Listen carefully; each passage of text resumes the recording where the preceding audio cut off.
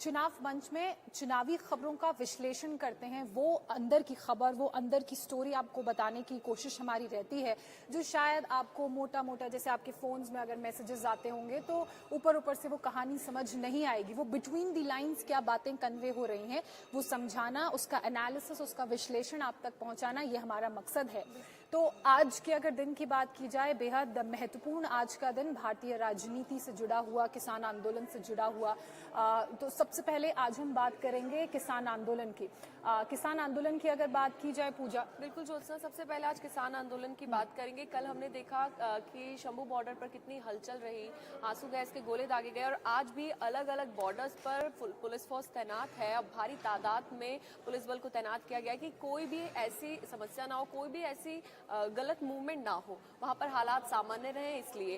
तो एक बार शंभू बॉर्डर का आज आप बताइए ज्योत्सना कि किस तरीके से आज क्या हालात वहां पर बने हुए हैं। बिल्कुल, शंभू बॉर्डर की बात करेंगे। बाकी जो चाहे पंजाब, हरियाणा, उत्तर प्रदेश से अलग अलग बॉर्डरों के जरिए दिल्ली में एंट्री होती है लोगों की, उन बॉर्डर्स पर किस तरह की स्थिति है उसकी भी बात करेंगे। इसके पॉलिटिकल एस्पेक्ट को और जो आगामी लोकसभा के चुनाव आने वाले हैं उस लिहाज से इस प्रोटेस्ट को कैसे लिया जाए, नफा नुकसान क्या कैसे किसे होगा, इन सारे पहलुओं पर हम बात करेंगे। लेकिन चूंकि मैंने पॉलिटिकली बोला कि आज का दिन बड़ा महत्वपूर्ण है, तो जो दूसरी चर्चा आज हम करेंगे चुनाव मंच अपने इस YouTube चैनल पर, वो होगी राज्यसभा में नॉमिनेशंस को लेकर जो सुर्खियों में कुछ चेहरे बने हुए हैं। चाहे बात सोनिया गांधी की हो, सोनिया गांधी का नाम और चेहरा इसलिए भी सुर्खियों में है क्योंकि एक बड़ा बदलाव आज देखने को मिलेगा। उस बदलाव पर भी हम बात करेंगे, उसका भी एनालिसिस होगा और बिटवीन द लाइंस क्या मैसेज है वो आपको हम समझाने की कोशिश करेंगे। लेकिन आज के दिन की जो पहली सबसे बड़ी हलचल है, जो पहली सबसे बड़ी स्टोरी है, वो किसान आंदोलन। जैसा कि मेरी सहयोगी पूजा ने आपको बताया कि कल पहला दिन था किसान आंदोलन का, बड़ी तनाव की स्थिति थी, बड़े तनाव के हालात थे। तस्वीरें लगातार आपने देखी, कुछ तस्वीरें पूजा आप यहाँ पर भी दिखाइए कि कल कैसे हालात बने रहे। अब उन हालातों को देखते हुए और जो 2 साल पहले, लगभग 2 साल का वक्त हो चुका है, 2020-21 में किसानों ने नवंबर दिसंबर के आसपास अपना प्रोटेस्ट शुरू किया था। 1 साल लंबा वो प्रोटेस्ट चला था। उस प्रोटेस्ट से सबक लेते हुए, चीजें सीखते हुए किस तरह के बदलाव इस बार के आंदोलन में किए गए हैं और ये जो किसानों का आंदोलन चल रहा है वो पिछले आंदोलन से कैसे अलग है, ये इन सभी मुद्दों पर बात करना बहुत जरूरी हो जाता है। लेकिन सबसे पहले ग्राउंड जीरो के हालात, ग्राउंड जीरो की स्थिति, वहां पर अभी किस तरह का माहौल है, आपको हम घर बैठे बैठे बता रहे हैं। देखिए, पहले दिन की बात की जाए तो पहले दिन स्थिति कुछ ऐसी थी कि जो पंजाब से शंभू बॉर्डर पड़ता है, जिसे क्रॉस करते हुए पंजाब हरियाणा वाया किसान दिल्ली एंटर करेंगे, लगभग 248 किलोमीटर की दूरी है उस बॉर्डर से दिल्ली में एंटर करने की। वहां पर आंसू गैस के गोले छोड़े गए, वहां पर हल्की सी झड़प, किसान आंदोलन जो कर रहे हैं, जो आंदोलनरत लोग हैं और जो पुलिस के जवान वहां पर RAF की फोर्सेस जिनकी तैनाती की गई है उनके बीच देखने को मिली। चूंकि अलग अलग रास्तों से अंदर घुसने की कोशिश कर रहे थे, क्योंकि मेन जो रोड है, हाईवे है, उसे बंद कर दिया गया। अब साइड से जो खेत के जरिए रास्ता जाता है या जो नीचे कच्चा रास्ता जाता है, उन रास्तों के जरिए जाने की कोशिश की। यही कारण है कि पुलिस की तरफ से आंसू गैस के गोले दागे गए। नॉन लीथल वेपन्स के यूजेज की इजाजत मिली है, यानी कि ऐसे वेपन्स जो बहुत ज्यादा हानिकारक ना हो, जैसे जिसमें रबर बुलेट्स आप ले लीजिए, टियर गैस हो गए, तो उसी के शेल्स भी किसान दिखाते हुए नजर आ रहे थे। और जिस तरीके से कल जो हालात हुए शंभू बॉर्डर पर, उसके बाद कुछ किसान घायल भी हुए। कल की तस्वीरें हम देख रहे हैं। देखिए, शंभू बॉर्डर पर जिस तरीके के हालात है, किसान पूरी तादाद में तैनात है वहां पर। उन्होंने अपने खाने पीने का इंतजाम, सोने का, सब कुछ वहां पर किया हुआ है। तो ऐसे में सिक्योरिटी टाइट होना का जाहिर सी बात है। और ज्योत्सना, अगर हम राजनीति की बात करें तो इसमें क्या राजनीतिक एंगल सामने आ रहा है, क्योंकि चुनाव करीब है। बिल्कुल पूजा, जो राजनीतिक एंगल है उस पर भी चर्चा करेंगे, लेकिन मैं चाह रही हूँ कि पहले स्टोरी को आज के लिहाज से भी दर्शकों को समझा दें। ये अब आप आज की कुछ तस्वीरें देख रहे हैं शंभू बॉर्डर से, जो हमारे सहयोगी हैं वो अलग अलग रिपोर्ट्स के जरिए आपको वहाँ के हालात और वहाँ की तस्वीरें दिखा रहे हैं। देखिए, आज सुबह भी लगभग 8 बजे के करीब पूजा और मैं ही अपने सहयोगी से बात कर रहे थे। पुनीत वहां पर मौजूद थे शंभू बॉर्डर में। तो पुनीत का ये कहना है कि सुबह सारे हालात सामान्य थे, किसी तरह की कोई पैनिक की सिचुएशन नहीं थी, किसी तरह का कोई मूवमेंट किसानों की तरफ से नहीं देखने को मिल रहा था। और अचानक 8 बजे के करीब आंसू गैस के गोले एक बार फिर से दागे गए। कल भी हजारों की संख्या में जो टियर गैस है वो फायर की गई थी, आज भी दागे गए हैं। तो यानी कि एक बार फिर से जो मल्टी लेयर बैरिकेडिंग है उनको तोड़कर आगे बढ़ने की कोशिश किसान लगातार कर रहे हैं। और किसानों के कुछ प्रतिनिधियों का, कुछ नेताओं का ये भी कहना है कि हम शांतिपूर्ण प्रदर्शन चाहते हैं और आम लोगों को कोई दिक्कत नहीं होगी। लेकिन कल हमने देखा कि आम लोगों को काफी ज्यादा दिक्कतों का सामना करना पड़ा, जाम देखने को मिला, और आज भी ऐसी तस्वीरें आई हैं। पूजा, देखिए आम लोगों को दिक्कतें होंगी जब तक ये आंदोलन चलेगा, रास्ते बंद रहेंगे, जो कम्युनिकेशन लोग कम्यूट करते हैं, आवाजाही करते हैं, वो प्रभावित रहेगी, वो बंद रहेगा, तो आम लोगों को दिक्कतें होंगी। ऐसा नहीं है कि आम लोगों को इससे दो चार नहीं होना पड़ेगा। करें तो कितना लॉस होगा, फिर लॉस होगा, क्योंकि आपने आम लोगों की बात की। सोशल मीडिया पे मैं एक वीडियो देख रही थी, शंभू बॉर्डर का ही वो वीडियो बताया जा रहा है, जहां पर किसान बैठकर प्रोटेस्ट कर रहे थे।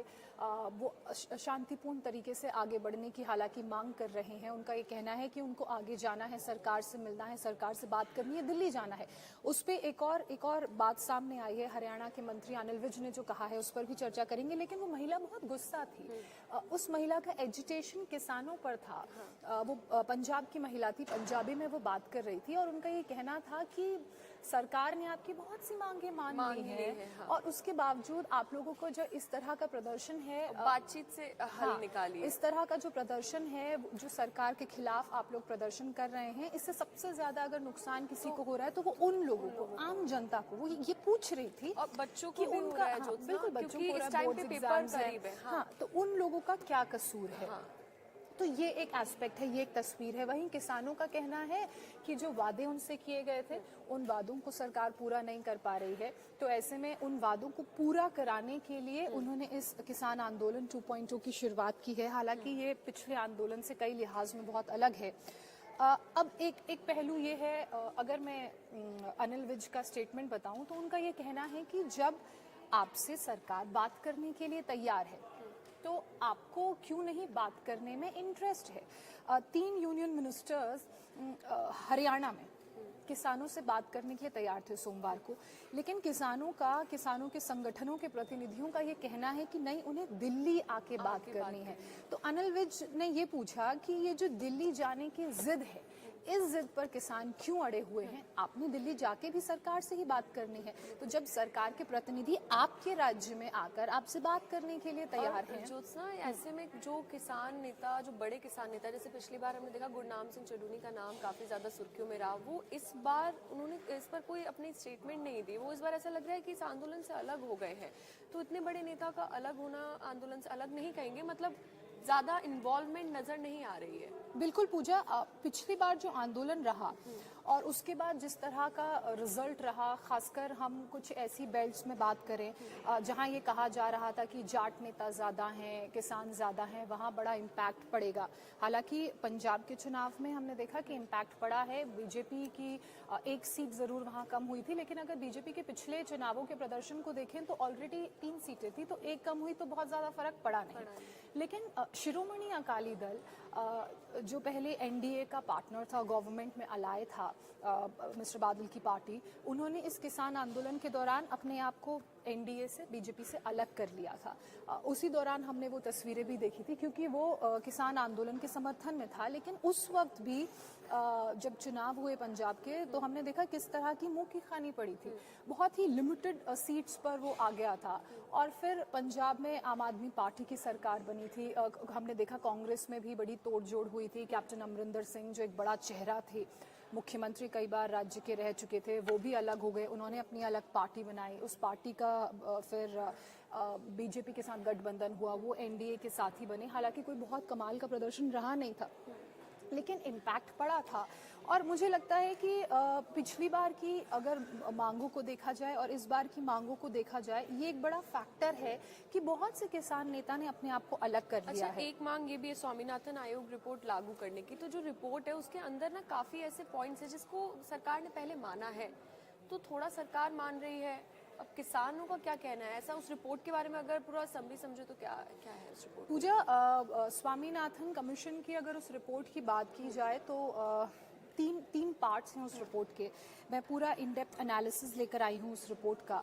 हालांकि किसानों की दर्जनों भर मांगों में से एक मांग ये भी है कि स्वामीनाथन कमीशन की जो रिपोर्ट है, जो उस रिपोर्ट में एमएसपी लागू करने का और जो फॉर्मूला है मुआवजा देने का, उस पर अमल किया जाए। तो जो किसान हैं उनका ये कहना है कि जो एमएसपी पर स्वामीनाथन आयोग की सिफारिशें हैं, उन सिफारिशों को लागू किया जाए। अब वो क्या क्या सिफारिशें हैं, किस तरह से उन्हें लागू करने की बात किसान कह रहे हैं, क्या सरकार के लिए ये फिजिबल होगा नहीं होगा। इसी बीच इसी सिफारिश पर राहुल गांधी का क्या कहना है, आम आदमी पार्टी की तरफ से, खासकर पंजाब स्टेट की हम बात कर रहे हैं क्योंकि सबसे ज्यादा वहीं के किसान अब तक आंदोलन में वहीं के किसान दिख रहे हैं। और ये बहुत बड़ा सवाल खड़ा होता है कि सबसे ज्यादा वहीं के किसानों को क्यों दिक्कत आ रही है। ठीक है, तो स्वामीनाथन आयोग की सिफारिश ये कहती है कि किसानों को उनकी लागत का 1.5 गुना यानी कि 50% ज्यादा मुआवजा मिलना चाहिए, ज्यादा कीमत मिलनी चाहिए। अब इसको ये कैसे होगा, इसको लागू करने के लिए एक फॉर्मूला तैयार किया गया है और उस फॉर्मूले के 3 डिविजन्स हैं, 3 हिस्से हैं, 3 पार्ट्स हैं। जो पहला पार्ट है, पहले पार्ट के मुताबिक, पहले हिस्से के मुताबिक पहला हिस्सा है A2 का मतलब बीज, खाद, केमिकल, फर्टिलाइज़र के अलावा जो मजदूर खेतों में काम कर रहे हैं, जो सिंचाई के लिए पैसा लगता है, बिजली लगती है और ट्रैक्टर्स का आप खेतों में इस्तेमाल करते हैं, उसके लिए ईंधन लगता है, ट्यूबवेल्स का आप इस्तेमाल करते हैं सिंचाई के लिए, वो ट्यूबवेल्स चलाने के लिए ईंधन लगता है, उन सब का खर्च जो है वो इसमें शामिल है।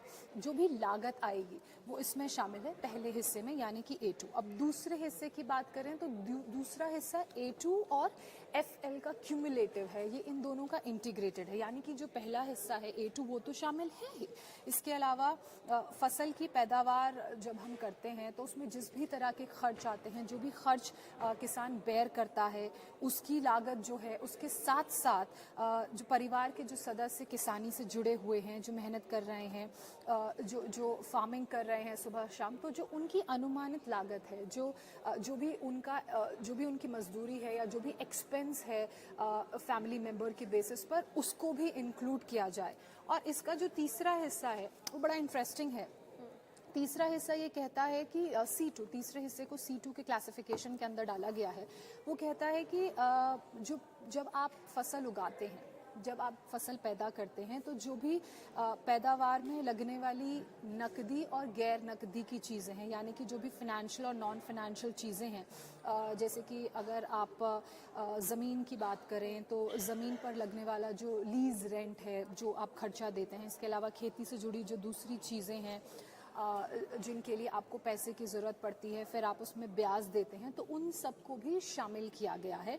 और स्वामीनाथन आयोग की जो सिफारिश है वो ये कहती है कि C2 यानी कि ये जो तीसरा हिस्सा है, इसमें ही 1.5 गुना ज़्यादा यानी कि 50% ज़्यादा लागत का पैसा किसानों को दिया जाए और उस MSP मतलब उस लागत पर जो फसल का MSP है वो किसानों को दिया जाए। तो ये इससे अगर इसको आप कैलकुलेट करेंगे तो ये थोड़ा प्रैक्टिकल और फीजिबल लग नहीं रहा है। और इसी को लेकर अलग अलग पॉलिटिकल पार्टीज में चर्चा भी हुई। इसी को लेकर ये भी कहा गया कि इसे अगर इतनी बुद्धिमत्ता थी तो कांग्रेस ने इसे अपने टाइम पर क्यों नहीं लागू कर लिया, कांग्रेस सपोर्ट कर रही है और अब कांग्रेस इसे सपोर्ट कर रही है। पंजाब में आम आदमी पार्टी को लेकर भी सवाल खड़े किए गए।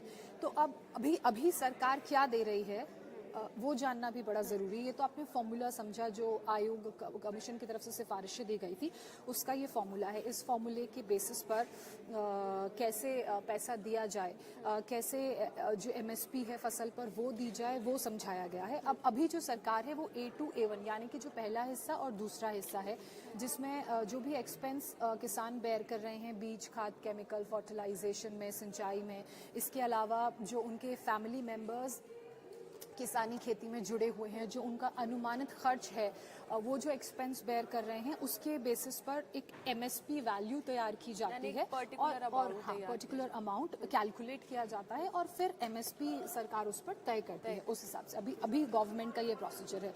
और 2022-23 में पर्टिकुलर अमाउंट से किसानों को क्या फायदा होगा?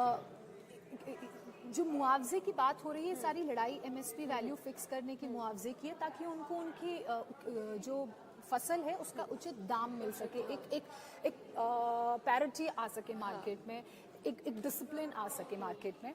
और अगर पिछले साल के हम आंकड़ों की बात करें 2022-23 की, तो 1063 टन एमएसपी पर सरकार ने खरीदा था, और इस पर 1063 टन की एमएसपी पर जो टन सरकार ने अनाज खरीदा था एमएसपी पर, उस पर लागत आई थी लगभग 2,28,00,000 करोड़।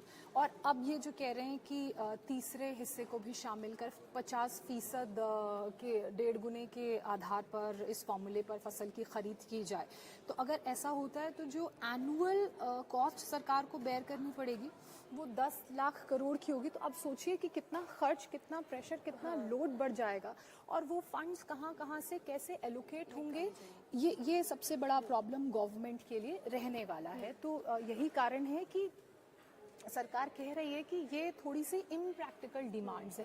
हालांकि एक तरफ से ये भी कहा गया है कि सरकार ने पिछले लास्ट आंदोलन के टाइम पे वादा किया था, सरकार वादा खिलाफी कर रही है, सरकार अपने वादे से पीछे हट गई है। लेकिन कई ऐसे पॉलिटिकल लीडर्स हैं, कई ऐसे लोग हैं जिनकी तरफ से ये भी कहा गया है, कई ऐसे पॉलिटिकल एक्सपर्ट्स भी हैं जिनकी तरफ से कहा गया है कि इस तरह का कोई वादा सरकार की तरफ से नहीं किया गया तो था। ये चुनावों से पहले एक तरीके का दबाव बनाने की भी कोशिश की जा रही है ना, कि कह सकते हैं इसको।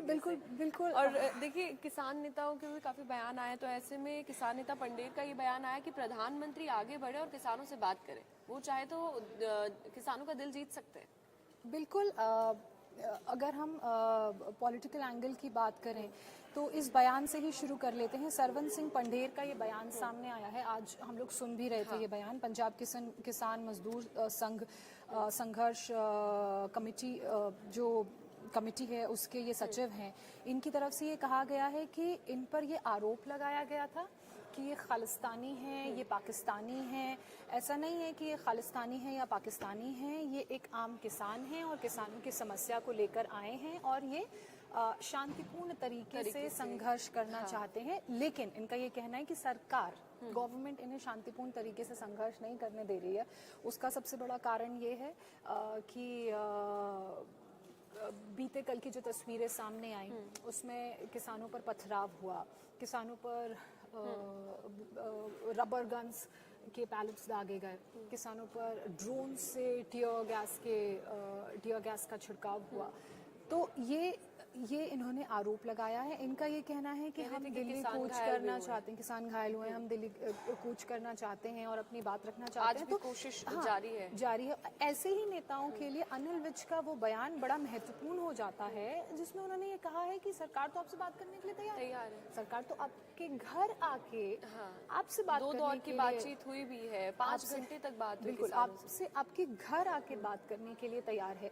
तो आप दिल्ली जाने के लिए क्यों आंदोलनरत है, आप दिल्ली जाने की लड़ाई क्यों लड़ रहे हैं? तो ये अनिल विज के बयान के लिहाज से समझा जाए तो ये कहीं ना कहीं जो इंटेंशन है उस पे सवाल क्योंकि पंडेर ये भी कह रहे हैं कि एमएसपी की गारंटी वाला कानून इतनी जल्दी नहीं बन सकता, वो मानते हैं, लेकिन वो ये कह रहे हैं कि हम सिर्फ इतना कह रहे हैं कि उस पर कानूनी गारंटी दी जाए ताकि हम उस एमएसपी से नीचे फसल ना बेचें। वो ये गारंटी मांग रहे हैं। बिल्कुल, लेकिन किसी भी गारंटी को देने से पहले सोच विचार किया जाएगा, चर्चा की जाएगी। अगर ऐसा लगता है कि सब कुछ एक फ्रैक्शन, चुटकी भर में या फ्रैक्शन ऑफ सेकंड में हो जाएगा, तो ये बिल्कुल भी पॉसिबल, ये बिल्कुल अल्टीमेटम फिजिबल दिया गया है क्या अभी तक सरकार को? कोई टाइम लिमिट अभी इस तरह का कोई अल्टीमेटम या इस तरह की कोई टाइम लिमिट नहीं दी गई है। लेकिन ये खुद सोचना और समझना चाहिए कि किस तरह का इसका इम्पैक्ट पड़ेगा, और जो बातें कही जा रही हैं क्या वो इतनी कन्विंसिंग हैं।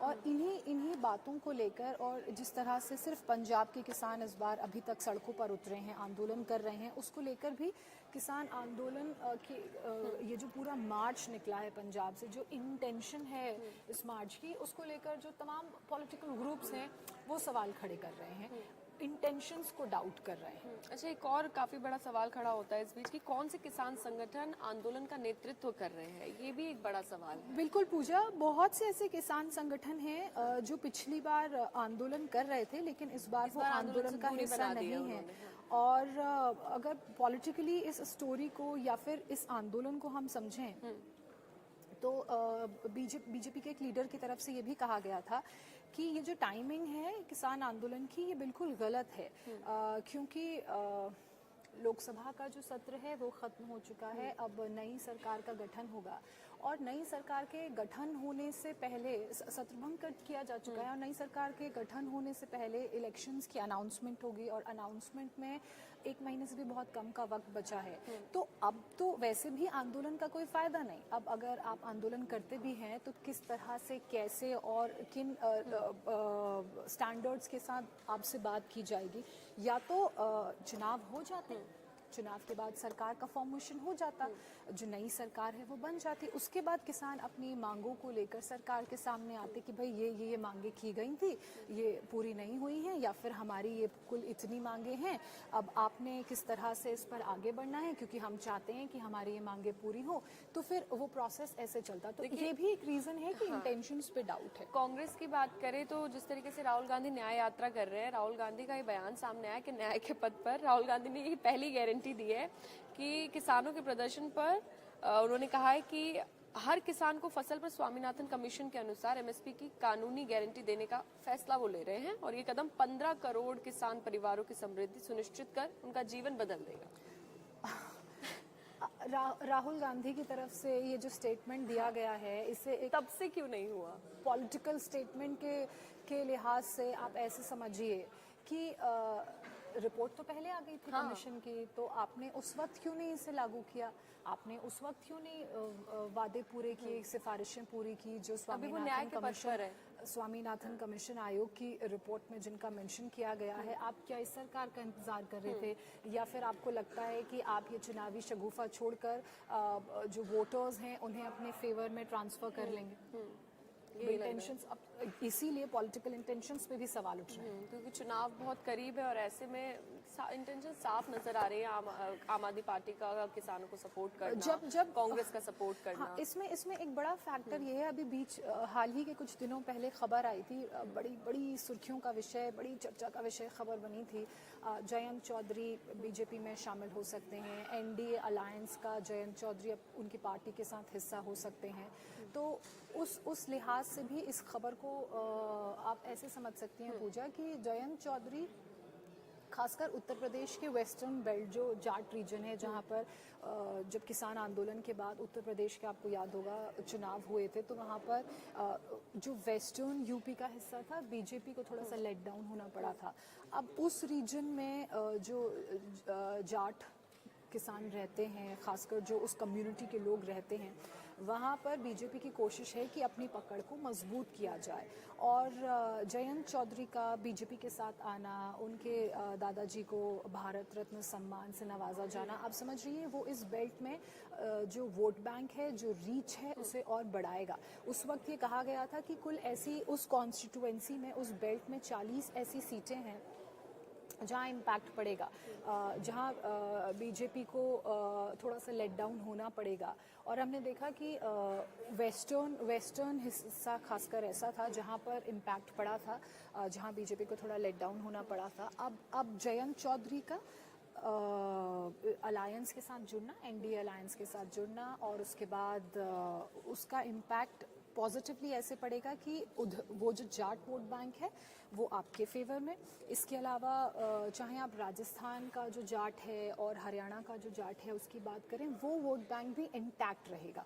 तो इस बार ये जो अलायंस एनडीए की तरफ से उत्तर प्रदेश में क्रिएट किया गया है, वो कहीं ना कहीं एक साई ऑफ रिलीफ गवर्नमेंट को, यानी बीजेपी को, एनडीए अलायंस को देगा। एक बार ज्योत्सना, किसानों की जो मांग है, वैसे बहुत लंबी लिस्ट है लेकिन कुछ मांगे थोड़ा बता देते हैं लोगों को। ये किसानों की मांग है एमएसपी की कानूनी गारंटी, पेंशन सुविधा और फसल बीमा, स्वामीनाथन आयोग की रिपोर्ट लागू हो, ये मांग है। साथ ही किसानों का लोन जो है वो फौरन माफ हो, बिजली अधिनियम 2020 रद्द हो, 2020 में प्रदर्शन के दौरान दर्ज केस हटे, लखीमपुर हिंसा के पीड़ितों को इंसाफ मिले। लखीमपुर हिंसा के पीड़ितों को इंसाफ मिले, ये जो मांग है ज्योत्सना, आप इसको किस तरीके से देखते हैं? पूजा, ये तो जो जो अलग अलग मांगे हैं किसानों की, उनके बारे में हम अपने दर्शकों को बता रहे हैं। एमएसपी की कानूनी गारंटी वही है।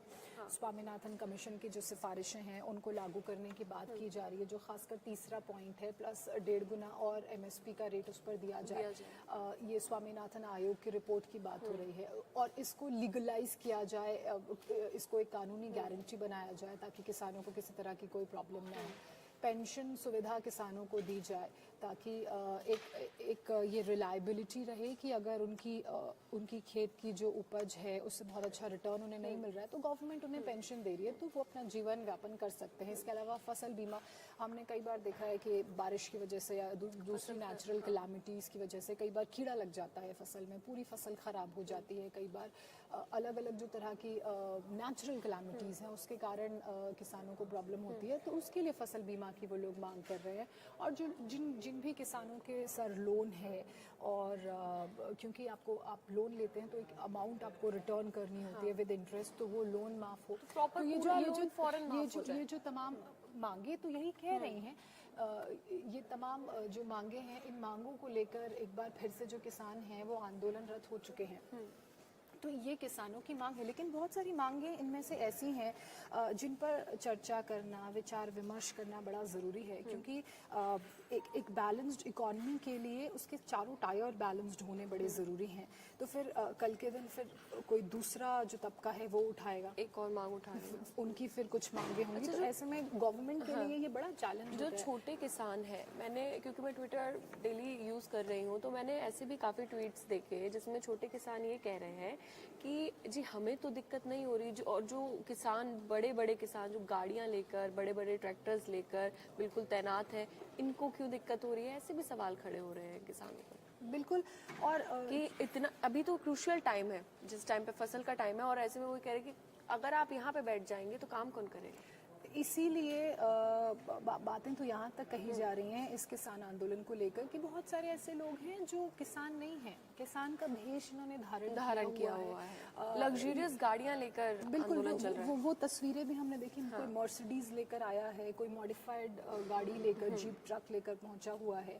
तो इसलिए जब इस तरह की तस्वीरें सामने आती हैं तो इंटेंशंस पर भी सवाल खड़े किसान जो बॉर्डर पर है वो पूरी तरीके से तैयारी करके बैठे, वो कह रहे हैं कि हम हटेंगे नहीं, हम डटे रहेंगे। खाने का हमने महीनों तक का इंतजाम किया हुआ है। ये इंतजाम कहाँ से कर लिया है? अगर किसान है तो मतलब कैसे इतना इंतजाम? पूजा, ये तो हमने जब लास्ट टाइम किसान आंदोलन हुआ था तब भी देखा था कि बहुत सारे ऐसे किसान हैं जिन्हें आसपास के गुरुद्वारों से मदद मिलती है, आसपास के देशों से फंडिंग आती है। अगर आपको याद होगा तो खालिस्तान से किस तरह की मदद आ रही है, किस तरह के अलग अलग जो एजेंडे हैं वो चलाने की इस आंदोलन की आड़ में कोशिश कुछ लोग कर रहे थे, जिन्हें नकाबपोश भी कहा जा रहा था। तो इनसे हम सब वाकिफ़ हैं। और अगर आपको याद होगा, पिछले जब इतना लंबा आंदोलन आज से लगभग 2 साल पहले चला था, तो उस वक्त भी ये जो सबसे बुनियादी सवाल थे, बहुत से ऐसे इस तरह के जब आंदोलन होते हैं तो आपने देखा होगा बहुत से ऐसे गुरुद्वारे हैं जो अपने गुरुद्वारे का राशन और गुरुद्वारे में जगह ओपन सपोर्ट रहता है कि आप हमारे गुरुद्वारे में आकर रहिए, या आपको हम सेवा देंगे, या हमारी तरफ से, या कोई अलग अलग जो कम्युनिटीज़ होती हैं इस तरह की इंडिपेंडेंट, वो आके सेवा प्रदान करती हैं। लेकिन हमने ये भी देखा था कि बड़े सारे ऐसे बाहरी तत्व भी इस आंदोलन का हिस्सा थे जिन्होंने आंदोलन को डीरेल करने की कोशिश की थी। तो उस लिहाज से, उस इंटेंशन से भी इस पूरे आंदोलन में कुछ लोग ऐसे हैं जो इसे डीरेल करना। पिछली बार का समय भूल नहीं सकते, वो जो लाल किले पर हुआ, इसलिए जैसे अब सिक्योरिटी इतनी टाइट हो रखी है, कह रहे हैं कि किसानों को क्यों दिल्ली नहीं आने दिया जा रहा है। तो बहुत सारे रीजंस ऐसे हैं जो पिछली बार देखे गए। लेकिन पिछली बार क्योंकि दिल्ली आने की आप बात कर रही हैं, तो ऐसे में जो अभी किसान हैं वो शंभू बॉर्डर पर हैं। अम्बाला और चंडीगढ़ और हरियाणा को, पंजाब और हरियाणा को जोड़ता ये बॉर्डर है।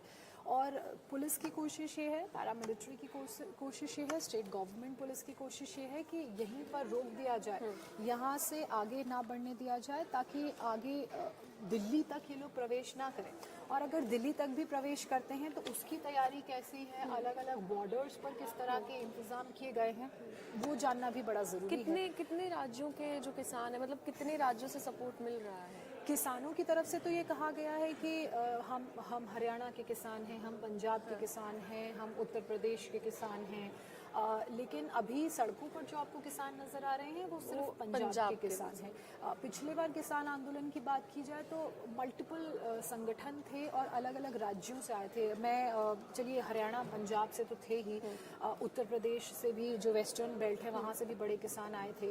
इसके अलावा उत्तराखंड से भी किसान पहुंचे हुए थे और उत्तराखंड के कुमाऊं मंडल के ऐसे ऐसे इलाकों से किसान आए थे जो जो जो एक्सपेक्टेशन के बाहर है। जैसे पीलीभीत से किसान आए थे। पीलीभीत कॉन्स्टिट्यूएंसी की अगर बात करें तो बीजेपी इस कॉन्स्टिट्यूएंसी में जीतती आई है।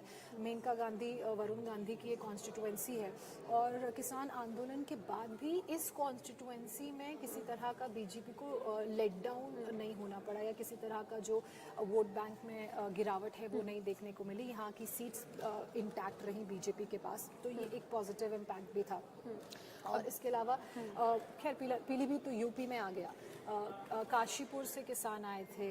नानक मत्ता जो खटीमा कॉन्स्टिट्यूएंसी है, उत्तराखंड के मुख्यमंत्री का गृह जिला है उधम सिंह नगर खटीमा, वहाँ से किसान आए थे। तो ऐसे में आप समझ सकते हैं कि वो वाला आंदोलन और उसका इम्पैक्ट और ये वाला आंदोलन और इसका इम्पैक्ट कितना अलग है। ये देखिए, ये तस्वीर देखिए, मैं ये तस्वीर काफी ज्यादा ट्रेंड कर रही है। कल भी मैं इसी तस्वीर की मैं बात कर रही हूँ। ये देखिए, अब देखिए modified jeeps, luxurious modified Mercedes की जीप है। ये जीप लेकर किसान पहुंचे हैं आंदोलन करने के लिए। अब इंटेंशंस क्या पे समझा सवाल, है? इंटेंशंस पे सवाल क्यों नहीं उठेंगे? देखिए किसी ने लिखा भी हुआ है, this is my developing India, a group of poor farmers arrived in 4 crore Mercedes to block the road. मतलब 4 करोड़ की ये मर्सिडीज गाड़ी है, मॉडिफाइड है। और जो किसान आंदोलन है अपनी जो मांगों, जो किसान हैं जो आंदोलन के जरिए अपनी मांगों को सरकार के सामने रख रहे हैं, कह रहे हैं कि लोन माफ किया जाए, स्वामीनाथन कमीशन की सिफारिशों को लागू किया जाए, एमएसपी पर जो रेट है वो फिक्स किया जाए। बेसिकली जो भी उन पर लोड है फाइनेंशियल उसे कम करने की बात कर रहे हैं। सरकार उनकी ज़्यादा से ज़्यादा मदद करे, जो उनके बिजली के बिल हैं वो माफ़ करने की बात कह रहे हैं और इस तरह की 4 करोड़ की गाड़ी में आकर प्रोटेस्ट करते हैं। तो देखिए आंदोलन पर सवाल उठेंगे। अब हो सकता है कि ये एक तबका, सारे किसान ऐसे ना हो, ये हो सकता है कि एक वो जिन नकाबपोशों की हम बात कर रहे हैं ना, जो आंदोलन की आड़ में अपने इंटेंशंस को सामने लेकर आ रहे हैं, इंटेंशंस को सामने लेकर आ रहे हैं या फिर अपने एजेंडे को पूरा करने की कोशिश कर रहे हैं, जो भी डिसरप्शन ऑफ गवर्नमेंट या फिर और चुनाव करीब है, पार्टीज के इन्वॉल्वमेंट की भी बात की जा रही है। तो ये हो सकता है कि ये उस सेगमेंट, ये उस विंग का हो, लेकिन ये पूरी छवि तो आंदोलन की खराब करता है, छवि तो उन किसानों की खराब करता है सच में जो बहुत अपनी जेन्युइन मांगों को लेकर सड़कों पर उतरे हैं। अच्छा ज्योत्सना, कृषि मंत्री का इस बीच इस प्रदर्शन को लेकर क्या बयान सामने आया है, वो क्या कह रहे हैं? देखिए कृषि मंत्री ने साफ साफ ये कहा है कि हम बात करने के लिए तैयार हैं, लेकिन जिस तरह से इस तरह के लोग आंदोलन को डीरेल कर रहे हैं तो कहीं ना कहीं जो इंटेंशंस हैं, जो मोटिव हैं, उस पर सवाल उठने लाजमी है। और देखिए सवाल उठेंगे भी जब इस तरह की तस्वीरें या इस तरह की चीज़ें हम देखेंगे या इस तरह के जो दूसरे एलिमेंट्स ट्विटर पर देखिए ज्योत्सना, फार्मर प्रोटेस्ट तो ट्रेंड कर रहा है, लेकिन एक और ट्रेंड है खालिस्तानी। खोलिए जरा ये ट्रेंड खोलिए,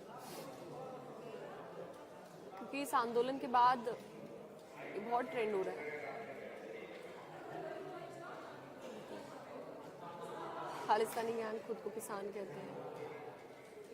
देखिए ये जो हम बात कर रहे हैं ना, हाँ, तस्वीर है ना, multiple level of barricading Shambhu border पर की गई थी और देखिए कैसे अपने ट्रैक्टर्स के जरिए 2 लेवल की शायद बैरिकेडिंग। ये ट्वीट क्या लिखा है, इलेक्शन मोटिवेटेड फर्जी आंदोलन है। देखिए ये बातें इसलिए भी उठ रही हैं क्योंकि कुछ ऐसी तस्वीरें सामने आ रही हैं। जैसे मैंने आपको बोला ना कि अगर इस आंदोलन की टाइमिंग को देखा जाए तो वो उस लिहाज से भी आंदोलन की इंटेंशन पर सवाल उठ रहे हैं। सारे फार्मर्स की इंटेंशंस पे सवाल नहीं, लेकिन कुछ लोग लोगों के इंटेंशंस पे सवाल उठ रहे हैं कि अब क्या है। अब जो लोकसभा है वो ऑलरेडी भंग हो चुकी है। अब नई सरकार के चुनाव के लिए जल्दी इलेक्शन कमीशन की तरफ से चुनावों की तारीखों का ऐलान किया जाएगा। 1 महीने से भी कम का वक्त बचा है, शायद इससे भी कम का वक्त बचा है।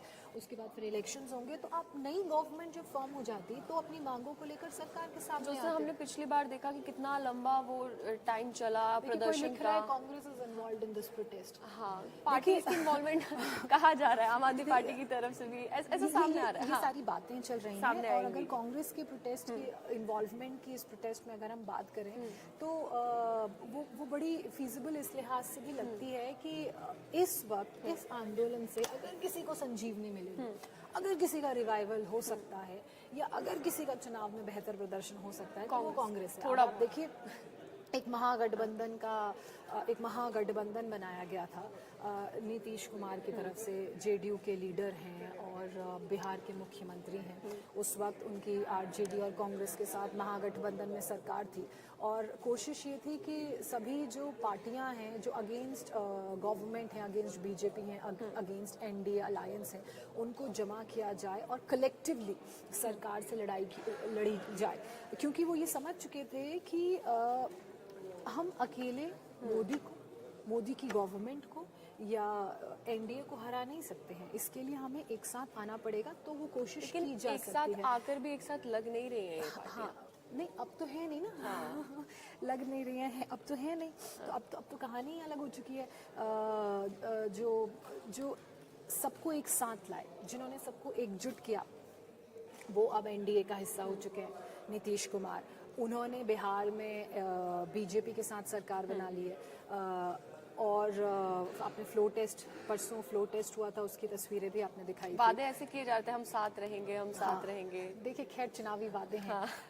चुनाव कब में बदल क्या जाए वादे कुछ पता नहीं मूड और मिजाज का पता नहीं रहता पॉलिटिक्स में। साइड्स का ही नहीं पता रहता, मूड और मिजाज का क्या। कब क्या हो जाए पता उसके ही नहीं बाद चलता। ममता बनर्जी दूसरी महत्वपूर्ण पार्टनर थी। सबसे पहले पेच फंसा कांग्रेस और टीएमसी में पश्चिम बंगाल में स्टेट असेंबली की सीट्स को लेकर। ममता बनर्जी ने साफ साफ कह दिया कांग्रेस को कि 2 सीट दूंगी, 2 से 1 ज्यादा सीट। अब आप ईगो क्लैश कहिए या पॉलिटिकल डिसीजंस कहिए, 2 सीट दूंगी, 2 से 1 ज्यादा सीट नहीं दूंगी। और जो लेफ्ट की पार्टी थी वहाँ, उसे तो ममता बनर्जी 1 सीट देने को भी तैयार नहीं थी। और कांग्रेस की डिमांड्स और एक्सपेक्टेशंस बंगाल में बड़ी हाई थी। तो फिर बहुत सारे ऐसे मौके देखने को मिले जब ये समझ में आने लगा कि अब जो ममता बनर्जी हैं, उन्होंने भी पार्टी से अपनी दूरी बना ली है। हालांकि कांग्रेस की तरफ से या कांग्रेस के प्रेसिडेंट मल्लिकार्जुन खड़गे की बात की जाए, उनकी तरफ से इस तरह की बातें नहीं कही गई थी। तो कुल मिलाकर जो अलायंस है वो आप देख सकते हैं किस तरह से तितर बितर होता हुआ नजर आ रहा है। इसके अलावा उत्तर प्रदेश का भी सीट शेयरिंग में यही हाल है। पंजाब में आम आदमी पार्टी और कांग्रेस के बीच जो सीट को लेकर बात चल रही थी, उससे भी तस्वीर बिल्कुल साफ हो गई। आम आदमी पार्टी ने कह दिया कि वो अपने अकेले दम पर सारी सीटों पर लड़ेगी और सरकार बनाएगी। तो अब जिस राष्ट्रीय एकता की बात कही जा रही थी, वो अब के स्टेट्स में ही देखने को नहीं मिल रही है। सीट शेयरिंग में हालांकि टाइम जरूर लगता है, क्योंकि अलग अलग राज्यों में अलग अलग जो रीजनल पॉलिटिकल पार्टीज हैं, उनका इन्फ्लुएंस है, उनकी गवर्नमेंट है। तो ऐसे में एक इक्वेशन पे काम करना और बहुत जल्दी काम करना ये एक्सपेक्टेड नहीं था, लेकिन उम्मीद ये की जा रही थी कि कुछ ना कुछ कैलकुलेशन निकल कर सामने आएगी, लेकिन ऐसा कुछ हुआ नहीं। देखिए, शंभू बॉर्डर पर कल जिस तरीके से हालात बने, ज्योत्सना, शंभू बॉर्डर का थोड़ा समझना चाहेंगे कि कहाँ से किसान एंट्री कर सकते थे, क्या होना चाहिए था, क्या हो सकता है?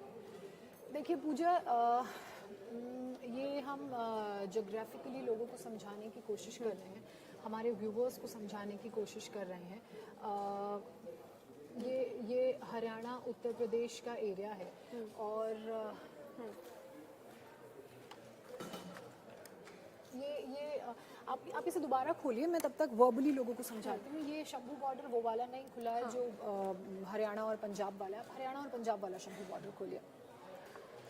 देखिए, दरअसल जो शंभू बॉर्डर है, अगर आपने पिछला वाला किसान आंदोलन देखा होगा तो वहीं से एंट्री की कोशिश किसान आंदोलन जब आज से लगभग 2 साल पहले हुआ था तब भी हुई थी, और वहाँ से एंटर होके दिल्ली बॉर्डर्स की तरफ घुसने में, दिल्ली बॉर्डर्स तक पहुँचने में बड़े किसान जो हैं वो सफल रहे थे।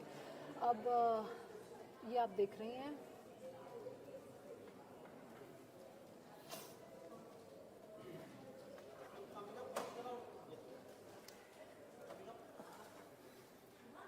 देखिए ये अंबाला कैंट का एरिया है पूरा, ये पूरा पंजाब का एरिया है और ये पूरा पंजाब का एरिया है, ये यहाँ से हरियाणा है। अब ये अंबाला से होते हुए अंबाला का जो मेन हाईवे है और ये हरियाणा को चूंकि ये बॉर्डर जोड़ता है, यहाँ से ये लोग दिल्ली प्रवेश करना चाह रहे हैं, ठीक है। तो अब यहीं पर जो पूरी बैरिकेटिंग है वो लगा दी पूरा गई है। इंडस्ट्रियल एरिया है जो सर। कुछ एरिया इंडस्ट्रियल है, कुछ रेजिडेंशियल है, कुछ बड़े गांव हैं, आबादी है। जैसे कि अंबाला की बात की जाए, ये मॉडल टाउन एरिया अंबाला, ये पूरी शहरी आबादी है। आप जब भी चंडीगढ़ से दिल्ली आएंगे या इन दैट केस आप हरियाणा होते हुए आएंगे तो अंबाला आपको बीच में पड़ता है। तो जो आम लोग आना चाह रहे होंगे, क्या रूट कैसे डाइवर्ट हुआ होगा? देखिए उस रूट पर भी हम बात करेंगे जो गांव से होते हुए रूट निकल रहे हैं, जो डेरा बस्सी से जो हाईवे निकल रहा है या फिर जो कोई पंचकुला से आना चाह रहा है 344 हाईवे NH, उनके लिए वो ऑल्टरनेटिव रास्ते तैयार किए गए हैं। जैसे मेरा दिल्ली चंडीगढ़ ट्रैवल बड़ा फ्रीक्वेंट रहा है, तो बहुत से गांव के बीच से भी ऐसे रास्ते हैं छोटे छोटे, अगर आपको पता है तो आप उन रास्तों से भी आ सकते हैं। बस थोड़ा सड़कें बहुत अच्छी नहीं है, टाइम थोड़ा ज्यादा लगेगा। सबसे ज्यादा समस्या आम लोगों को ही बिल्कुल हो रही है सबसे ज्यादा इस प्रोटेस्ट में। आम जबकि लोगों के किसान नेता कह रहे हैं कि हम आम लोगों को कोई असुविधा नहीं होने असुविधा नहीं, मैं आपको बोला ना, ये जो बातें हैं कि असुविधा नहीं देंगे, ये बिल्कुल कही हुई बात है। नहीं, कहीं के अलावा ये प्रैक्टिकली पॉसिबल नहीं है।